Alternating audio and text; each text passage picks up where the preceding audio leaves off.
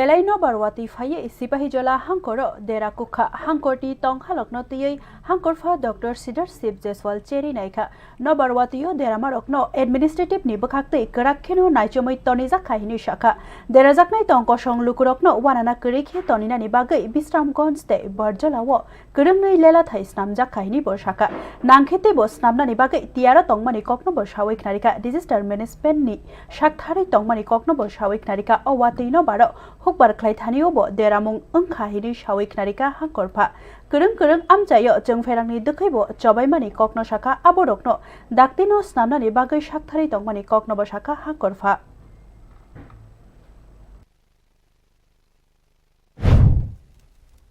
Horticulture में बहुत extensive damage हुआ है। टोटल 124 हेक्टेयर्स के आसपास अभी तक जो प्रिलिमिनरी रिपोर्ट आया है उसमें डैमेज हुआ है और 1153 फैमिलीज़ को डैमेज हुआ है।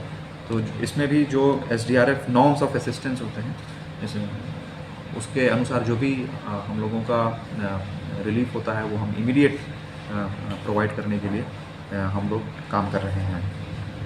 सर कोई रिलीफ कैंप है? इसमें हम लोगों ने 2 रिलीफ कैंप खोला है। एक बरजला SB स्कूल में, लठियाचारा स्कूल में। बरजला SB स्कूल में 70 फैमिलीज़ हैं, लठियाचारा में 35 फैमिलीज़ हैं।